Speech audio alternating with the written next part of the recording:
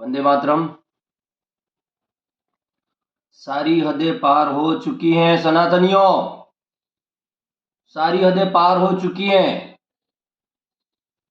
अगर इसी तरीके से लव जिहाद सनातन पर कब्जा करता रहा तो एक समय वो आएगा कि न आप घर में अपने नारी शक्ति को सलामत रख पाएंगे, न देश में सनातन को सलामत रख पाएंगे।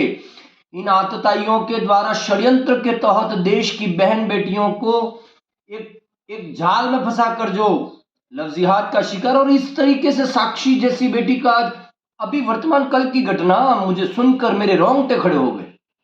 बीच बाजार में चाकू घोंप कर जो एक हत्यारा हत्या कर रहा है एक नाबालिग बेटी की, और उसका कसूर यह था कि वो उससे प्रेम कर चुकी थी। मेरे देश की बेटियों, याद रखो कि अगर तुम्हें जीवन बिताना है तो सनातन धर्म के अलावा अगर कहीं जाओगी तो कीड़े मकोड़े की तरह काट दिए जाओगे, मरोड़ दिए जाओगे। और सुनो कि आज एक साक्षी, एक श्रद्धा, अब तो और ज्यादा उन आतताइयों ने अपना देश भर में ये कृत्य शुरू कर दिया है। लेकिन अगर आज सनातन धर्म के युवा, यूथ और सनातन धर्म से समर्पित लोग अगर खड़े नहीं हुए तो इन जिहादियों का, इन बेईमानों का कोई इलाज नहीं होगा। इसलिए कसम खा लो, मैं उस बेईमान को कुछ नहीं कहना चाह रहा हूं, उस साहिल को जिसने उसको मौत के घाट उतारा, मैं उन बेईमानों को कहना चाह रहा हूं जो मुख दर्शक वहां से चलते रहे और उस एक हत्या को अपनी आंखों से देखकर भी मुख दर्शक बने रहे।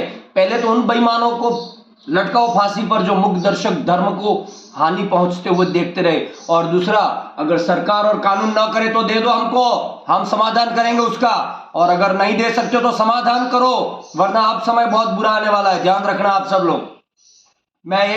मैं कट्टरवाद को पनपने के लिए बात नहीं कर रहा हूं, लेकिन हर दिन अगर ऐसा होता रहा कि बेटियों पर छुरे और चाकू, और न जाने कितने कितने सहन करेंगे हम, कितने गांव सहन करेंगे, कितने गांव फ्रीज में रख दिए जाते हैं बेटियों को मारकर। सोचने जैसा नहीं है, कुछ करने जैसा समय आया है सनातनियों। अगर खून खोल रहा हो तो कम से कम कहीं ना कहीं तो उसको बताओ, उन लोगों को, बेईमानों को। कब तक सहन करोगे? मैं किसी कौम का विरोध नहीं कर रहा हूं, लेकिन जो गले पर छुरी चलाए उसकी तो गर्दन काट ही देनी चाहिए, उसके अलावा और कोई समाधान नहीं है उसका। कानून भले अपने दायरे में रहे, लेकिन पब्लिक का इश्यू है तो पब्लिक अपना काम करेगी। फिर जागो, वरना मार दिए जाओगे, आज नहीं तो कल ठोक दिए जाओगे। जाग जाओ। ऐसे बेईमान समाज के बीच में ही रहकर तुम्हारी समाज को खत्म करने पर तुले हैं। उस साक्षी को मारकर वो बेईमान रात भर सोता रहा। जागो, जागो। मैं सारी कौम को, किसी कौम को गलत नहीं ठहरा रहा हूं, लेकिन जो उन कौम में उतर कर जो ऐसा काम कर रहे हैं वो हकीकत में दंड के भागीदारी है सनातनियों। उन्हें दंड देना भी तुम्हारा ही काम है, क्योंकि 4 पुरुषार्थों में, धर्म, अर्थ, काम और मोक्ष में ये सारी चीजें आती है।